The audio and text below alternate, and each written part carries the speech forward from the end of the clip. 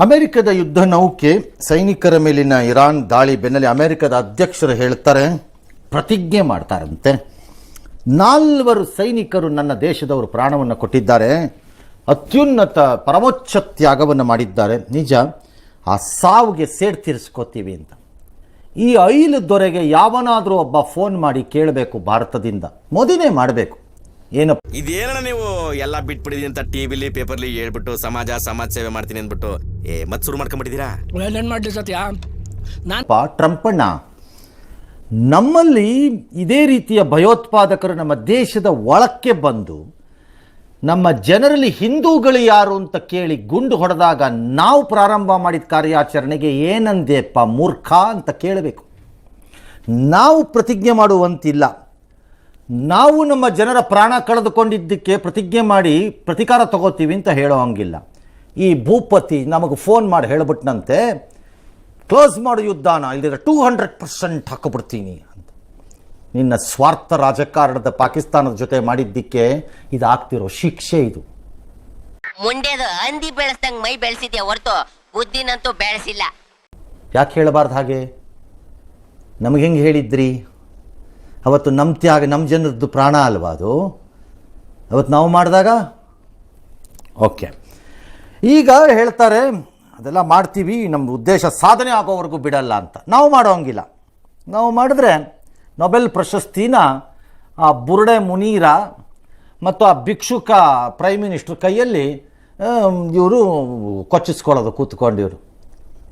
ಜವಾಬ್ದಾರಿ ಅಧ್ಯಕ್ಷರುಗಳಾಡೋ ರೀತಿನ ಇದು. ನಮ್ಗೆ ಯಾಕೆ ಹೇಳಿದ್ರಿ? ಕೇಳಬೇಕು, ಯಾರು ಕೇಳಲ್ಲ. ಈಗ ಅವ್ರನ್ನ ಕೇಳೋ ಸ್ಟೇಜಲ್ಲಿ ಯಾರೂ ಇಲ್ಲ ಪ್ರಪಂಚದಲ್ಲಿ. That is the problem. ಕೇಳೋ ಸ್ಟೇಜಲ್ಲಿ ಯಾರೂ ಇಲ್ಲ. ನಿನಗಿದೊಂಥರ ತೆವಲು ಅನ್ಸುತ್ತೆ, ಕಂಡೋರ್ ಜೀವನದಲ್ಲಿ ಆಟ ಆಡೋದು, ತಲೆ ಹಾಕೋದು. ಇರಾನ್ ಶರಣಾದರೆ ಸರಿ, ಇಲ್ದಿದ್ರೆ ಭೀಕರತೆ ಎದುರಿಸಬೇಕು ಅಂತಾರೆ. ನಾನು ಇರಾನನ್ನು ಪ್ರೊಟೆಕ್ಟ್ ಮಾಡ್ಕೊಂಡು ಹೇಳ್ತಿಲ್ಲ ಇದನ್ನು. ಯಾಕೆಂದರೆ ಇರಾನ್ನ ಖಮೇನಿಗೆ ಈ ದೇಶದಲ್ಲಿ ಒಂದಿಷ್ಟು ಜನ ಅನುಕಂಪವನ್ನು ತೋರಿಸೋರಿದ್ದಾರೆ. ಆದರೆ ಅವನು ಬೇಸಿಕಲಿ ಭಾರತ ವಿರೋಧಿ. We have to understand this. ಇರಾನಿಗೆ ನಮ್ಮ ಜೊತೆ ಒಳ್ಳೆಯ ಸಂಬಂಧ ಇರಬಹುದು, ನಾನು ಇಲ್ಲ ಅಂತ ಹೇಳಿಲ್ಲ. ನಮ್ಮ ಜೊತೆ ಒಳ್ಳೆಯ ಸಂಬಂಧ ಇಟ್ಕೊಳ್ಳೋಕೆ ಟ್ರೈ ಮಾಡ್ಬೋದು. ಬಟ್ ಆಗಾಗ್ಗೆ ಅವನು ಪಿನ್ ಹಿಡ್ಕೊಂಡು ನಮಗೆ ಚುಚ್ತಾ ಇದ್ದಂಥ ಭಾರತ ವಿರೋಧಿ ಅವನು. ಜಮ್ಮು ಕಾಶ್ಮೀರದ ವಿಚಾರದಲ್ಲೂ ಹೌದು, 2020ರಲ್ಲಿ ದಿಲ್ಲಿನಲ್ಲಿ ನಡೆದಂತಹ ಗಲಾಟೆಗಳ ವಿಚಾರದಲ್ಲೂ ಹೌದು, CAA ಅಂತಹ ನ್ಯಾಯಯುತ ಬಿಲ್ಲನ್ನು ತಂದಾಗ ಅವನು ಆಡಿದ್ದಂತಹ ಮಾತುಗಳು ಹೌದು. ಎಲ್ಲದರಲ್ಲೂ ಅವನು ಮಧ್ಯಪ್ರವೇಶವನ್ನು ಮಾಡಿ ಚುಚ್ಚಿರುವಂತಹ ಗಿರಾಕಿ ಭಾರತ ವಿರೋಧಿನೇ. ಅದರಲ್ಲಿ ನಾನು ಯಾರೋ ನಿಮ್ಗೆ ಹೇಳ್ಕೊಟ್ಟು ಬೇವರ್ಸಿ ನನ್ನ ಮಕ್ಕಳ ಒಬ್ಬರಿಗ ನಾಲೆಡ್ಜ್ ಬೇಡವೇನು? ಬಿಕನಾಸಿ ನನ್ನ ಮಕ್ಕಳ ಒಬ್ಬರು SSLC ಪಾಸ್ ಆಗಿಲ್ಲ, ಎಲ್ಲ ನಿಮ್ಮಂತವ್ರು ಇರೋವರೆಗೂ ಈ ಸಿಸ್ಟಮ್ ಉದ್ಧಾರ ಆಗಲ್ಲ. ಇಲ್ಲ. ಹಾಗಾಗಿ ನಾನು ಅವ್ರನ್ನ ಪ್ರೊಟೆಕ್ಟ್ ಮಾಡ್ಕೊಂಡು ಹೇಳಿಲ್ಲ ಟ್ರಂಪಿಗೆ ನಡವಳಿಕೆಗೆ ಹೇಳಿದ್ದಿತ್ತು. ಇನ್ನು ಆತ್ಮಹತ್ಯಾ ದಾಳಿ ಮೂಲಕ ನನ್ನನ್ನೇ ಮುಗಿಸೋಕ್ಕೆ ಟ್ರೈ ಮಾಡಿದ್ರು. He try to get me, I got him first ಅಂತ. ಅವನು ನನ್ನನ್ನೇ ಎತ್ತಕ್ಕೆ ಟ್ರೈ ಮಾಡ್ದ, ನಾನೇ ಅವನು ಫಸ್ಟ್ ಎತ್ತಿಬಿಟ್ಟೆ ಅಂತ ಸಾಹೇಬರು ಹೇಳಿದ್ದಾರೆ. ಇನ್ನು ಅಮೆರಿಕದ ರಕ್ಷಣಾ ಸಚಿವ ಅಂದರೆ ರಕ್ಷಣಾ ಕಾರ್ಯದರ್ಶಿಯಲ್ಲಿ ಅವ್ರು ಹೇಳ್ತಾರೆ, ಯಾವ ಕ್ಷಮೆನೂ ಇಲ್ಲ, ಹಿಂಜರಿಕೆನೂ ಇಲ್ಲ, ಮೂಲಭೂತವಾದಿ ರಾಷ್ಟ್ರಗಳು ಪರಮಾಣು ಅಸ್ತ್ರ ಹೊಂದಲು ಬಿಡಲ್ಲ ಅಂತ ಹೇಳಿದ್ದಾರೆ. ನಾನು ಇವತ್ತೇ ಹೇಳಿರ್ತೀನಿ, ಪಾಕಿಸ್ತಾನ ಒಂದಿನ ಕೊಲಾಪ್ಸ್ ಆಗುತ್ತೆ. ಅಲ್ಲಿ ಆಡಳಿತ, ಸೈನ್ಯ ತನ್ನ ನಿಯಂತ್ರಣವನ್ನು ಕಳ್ಕೊಳ್ಳುತ್ತೆ. ಆ ದೇಶದಲ್ಲಿ ನಡೆಯಬಾರದಂತಹ ವಿಪ್ಲವಗಳು ನಡೆಯುತ್ತವೆ. ಆಗ ಈ ಪರಮಾಣು ಅಸ್ತ್ರಗಳು ಯಾರ್ಯಾರ ಕೈ ಸೇರುತ್ತವೋ ಗೊತ್ತಿಲ್ಲ. ಈಗ ಯಾವ ಮೂಲಭೂತವಾದಷ್ಟು ಪರಮಾಣು ಅಸ್ತ್ರ ಇರಬಾರ್ದು ಅಂತಾರೆ. ಹಾಗೂ ಬೇಜವಾಬ್ದಾರಿ ಭಿಕ್ಷುಕ ಪಾಕಿಸ್ತಾನದ ಕೈಲಿ ಅದು ಇರಕೂಡ್ದು. ನನ್ನ ಪ್ರಕಾರ ಬೇಜವಾಬ್ದಾರಿ ಮೂಲಭೂತವಾದಿ ಭಯೋತ್ಪಾದಕರ ಯೂನಿವರ್ಸಿಟಿಯನ್ನು ನಡೆಸುವಂತಹ ದೇಶಕ್ಕೆ ಆ ಪವರ್ ಇರಕೂಡ್ದು ಅಂತ ನಾವು ಅನ್ಬೇಕು. ಆ್ಯಕ್ಚುಲಿ ನನ್ನ ಪ್ರಕಾರ ಅದು ಹಂಗೆ ಮಾಡಬೇಕದು. Pakistan has no business to keep nuclear weapons.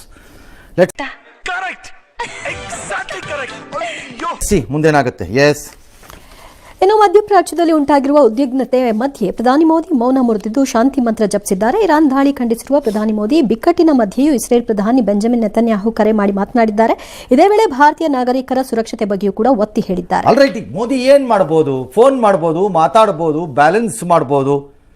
ಇಲ್ಲೆಲ್ಲ ಒಂದು ಕಡೆ ನೋಡ್ತಾ ಇದ್ದೆ, ಮುಖ್ಯಮಂತ್ರಿಗಳು ಕಾಗದ ಬರ್ತಾರೆ, ಕನ್ನಡಿಗರನ್ನ ವಾಪಸ್ ಬರ್ತೀವಿ. ಏನು ಕನ್ನಡಿಗರನ್ನ ವಾಪಸ್ ಬಿಡ್ತೀನಿ? ಸಿಕ್ಕಾಕೊಂಡ್ರೆ ಎಲ್ಲ ಭಾರತೀಯರನ್ನ ವಾಪಸ್ ಬರೀ ಅಂತ ಬರೀರಿ.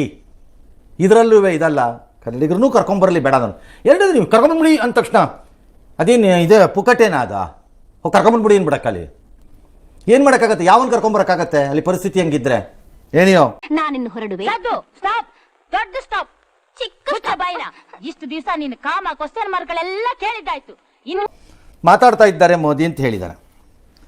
ಭಾರತದ ಮೇಲೆ ಒಂದು ಆರೋಪ ಇದ್ದಿದ್ದೇನು, ಭಾರತ ನಿಲುವನ್ನು ತೆಗೆದುಕೊಂಡಿಲ್ಲ, ಕೆಲವು ಲೆಫ್ಟ್ ವಿಂಗ್ ಎಡಪಕ್ಷ ದೇಶವನ್ನು ನಾಶಗೊಳಿಸುವ ಎಡಪಂಥೀಯ ವಿಚಾರಗಳಲ್ಲಿದ್ದವರುಗಳು ಆಡಿದ್ದಂಥ ಮಾತುಗಳು. ಏನು ಮಾಡಬೇಕಾಗಿತ್ತು ಭಾರತ? ಈಗ ಒಂದು ಕಡೆ ನಿಂತ್ಕೊಂಡ್ಬಿಟ್ಟು ಇರಾನ್ಗೆ ನಾನು ಸೈನಿಕರನ್ನು ಕಳಿಸ್ತಾ ಇದ್ದೀನಿ ಅಂತ ನಿಲ್ಲಬೇಕಾಗಿತ್ತಾ? ಏನು ಮಾಡಬೇಕು? ಅಯ್ಯೋ ಹಂಗೆಲ್ಲ ಆಯ್ಕಿಲ್ಲ ಕಣ್ರೋ, ಕಷ್ಟ ಆಯ್ತದೆ. ಹಾಗಾಗಿತ್ತು ಹಂಗಾರೆ Bharat. What is that we can do? ನಾವೇನು ಮಾಡೋಕ್ಕಾಗತ್ತೆ ಇದಕ್ಕೆ? ಅಷ್ಟೇ. ಭಾರತ ಏನು ಮಾಡಿದೆ? ನಾವು ಪೀಸ್ ಕಡೆ ಇರ್ಬೋದು, ಹೇಳ್ಬೋದು ಅಷ್ಟೇ, ಈ ಕಡೆ ಆ ಕಡೆ ನಮಗೆ ಪ್ರಾಬ್ಲಮ್. ಆ್ಯಕ್ಚುಲಿ ನಮಗೆ ಪ್ರಾಬ್ಲಮ್ ಆಗುತ್ತೆ, ಯುದ್ಧ ನಿಂತು ನಮ್ಗೆ ಒಳ್ಳೆಯದು, ಹಾರ್ಮಸ್ಸಿಂದ ಹಡಗುಗಳು ಮೂವ್ ಆಗುತ್ತೆ, ನಮ್ಗೆ ಒಳ್ಳೆಯದು ಆ್ಯಕ್ಚುಲಿ. ನಾವೇನು ಮಾಡೋಕ್ಕಾಗತ್ತೆ ಈಗ ಇದಕ್ಕೆ ಮಧ್ಯದಲ್ಲಿ? ಭಾರತದ ಪರಿಸ್ಥಿತಿ ವಿಚಿತ್ರವಾದಂಥ ಬಾಂಡ್ಲೆಯಿಂದ ಬೆಂಕಿಗೆ, ಬೆಂಕಿಯಿಂದ ಬಾಂಡ್ಲೆಗೆ ಅನ್ನೋ ಟೈಪಲ್ಲಿ ಕೂತಿದ್ದೀವಿ. ಈ ಕಡೆ ನಾವು ನಮ್ಮ ಪರಮಾಪ್ತ ದೇಶವಾಗಿರುವ ರಷ್ಯಾ ಇರಾನ್ನ ಪರ, ನಮಗೆ ಆಗಾಗ್ಗೆ ಚೈನೀಸ್ ಕಿರುಕುಳವನ್ನು ಚುಚ್ಚಿ ಗುಂಡುಪಿನಲ್ಲಿ ಚುಚ್ಚುವಂಥ ಚೈನಾ ಅವರ ಪರ. ಇನ್ನು ಈ ಕಡೆ ಪಾಕಿಸ್ತಾನ, ಅದರಂತಹ ಓತಿಖ್ಯಾತ ಇನ್ನೊಂದಿಲ್ಲ. ಆ ಓತಿಖ್ಯಾತದ ಭಿಕ್ಷುಕ್ ಪ್ರೈಮ್ ಮಿನಿಸ್ಟರ್ ಅವನು ಯಾವ ಟೈಮಲ್ಲಿ ಯಾವ ಬಟ್ಟೆ ಬೇಕಾದ್ರೆ ಹಾಕೊಂಡು ಹೊರಟ್ಬಿಡ್ತಾನೆ. ಅವನು ಪಾತ್ರೆ ಹಿಡ್ಕೊಂಡಾಗ ಹರಿದೋಗಿರೋ ಚಡ್ಡಿನೂ, ಕಾಸನ್ನು ದೊಡ್ಡವ್ರ ಹತ್ರ ಕೇಳಕ್ಕೆ ಹೋಗ್ಬೇಕಾದಾಗ ಸೂಟನ್ನು, ತನ್ನದೇ ಮುಸ್ಲಿಂ ದೇಶಗಳಿಗೆ ಹೋಗಬೇಕಾದಾಗ ಶರವಾನಿನೂ ಹಾಕ್ಕೊಂಡು ಹೋಗ್ಬಿಟ್ಟು ಅವ್ನು ಭಿಕ್ಷದ ಕೆಲಸ ಮುಗಿಸ್ಕೊಂಬತ್ತಾನ. ಅವನು ಎಲ್ಲ ಕುಳ್ ನನ್ನ ಮಗನೇ 10 ಮನೆ ತಿರ್ಪ್ಯಾನ ತಿಂದು ತಿಂದು ಕೋಪಿಟ್ಟಿದ್ಯಾ ಕಡ್ಲ ನೀನು. ಪ್ರಾಬ್ಲಮ್ ಅವನಿಗಿಲ್ಲ, ನಮ್ಗೆ ಹಂಗಾಗಿಲ್ಲ. ನಮಗೆ ಈ ಕಡೆಯಿಂದ Israel is one of our longest friend ಆಗಿ ಕೂತಿದ್ದಾರೆ in terms of supply of defence equipments, technology dash ವಿಚಾರದಲ್ಲಿ. ಮತ್ತು ಮುಸ್ಲಿಂ ಮತಾಂಧತೆಯ ವಿಚಾರದಲ್ಲಿ ಇಸ್ರೇಲ್ ಮತ್ತು ಇಂಡಿಯಾದು ಭಾಳ ಕಾಮನಾಲಿಟಿಗಳಿವೆ, ತುಂಬ ಇವೆ ಇಬ್ಬರಿಗೂ ಮತಾಂಧತೆ ವಿಚಾರದಲ್ಲಿ. ಮುಸ್ಲಿಮರ ಬಗ್ಗೆ ಹೇಳ್ತಿಲ್ಲ, ಮುಸ್ಲಿಂ ಮತಾಂಧತೆಯ ವಿಚಾರದಲ್ಲಿ ಇದೆ. ಮತ್ತು ಇನ್ನು ಅಮೆರಿಕ ಈ ಕಡೆಯಿಂದ ಹಾಗಾಗಿ ನಾವು ಒಂಥರ ಸಿಕ್ಕಾಕೊಂಡು ಕೂತಿದ್ದೀವಿ, ಹಿಂಗೂ ಇಲ್ಲ ಹಂಗೂ ಇಲ್ಲ ಹೇಳದೇ ಇರೋ ಪರಿಸ್ಥಿತಿ. ನಾನಂತೂ ಸಿಕ್ಕಾಕೊಂಡೇನಿ ಬ್ರೋ. ಇನ್ನು ಇರಾನ್ ಇಸ್ರೇಲ್ ನಡುವೆ ಯುದ್ಧ 3ನೇ ದಿನಕ್ಕೆ ಕಾಲಿಟ್ಟಿದ್ದು, ವಿಮಾನಗಳ ಹಾರಾಟ ಸ್ಥಗಿತವಾಗಿದೆ. ಪ್ರವಾಸಕ್ಕೆ ಹೋಗಿದ್ದವರು ಎಲ್ಲರೂ, ಕನ್ನಡಿಗರಷ್ಟೇ ಅಲ್ಲ, ಎಲ್ಲ ಭಾರತದಿಂದ ಹೋದವರೆಲ್ಲ ದುಬೈ, ಅಬುದಾಬಿ ಈ ಥರ ಹಲವಾರು ಭಾಗಗಳಲ್ಲಿ ಸಿಕ್ಕಾಕ್ಕೊಂಡಿದ್ದಾರೆ. ಅದಕ್ಕೆ CM ಏನೋ ಪತ್ರ ಬರೆದಿಯಾರಂತೆ, ಅದನ್ನೆಲ್ಲ ಬಿಡುಗಡೆ ಮಾಡಿಸ್ಬಿಡ್ಬೇಕು ಅಂತ. ನೀವು ಬರೆದು ಬಿಡೋದೇನು ಸುಲಭ, ಕೂತ್ಕೊಂಡು ಬರೆದ್ರು ಯಾರೋ ನೀವು ಸೈನ್ ಹಾಕ್ಬಿಟ್ರೆ ಅದು ಹೆಂಗೆ ಆಗ್ಬಿಡುತ್ತೆ?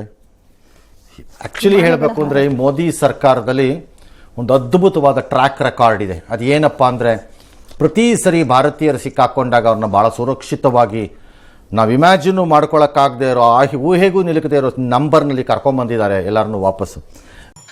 ಸರ್ ನೀವಾದ್ರೂ ಗುರುತಿಸಿರಲ್ಲ ಸರ್ ಅದಕ್ಕೆ ಸರ್ ನಿಮ್ಮನ್ನ ಶೋ ಮೆನ್ ಕ್ರಿಯೇಟರ್ ಲೇಜಿ ಆಗಿರಲ್ಲ ಕ್ರೇಜಿ ಮಾಡ್ಬಿಡ್ತೀರ ಸರ್ ನೀವು.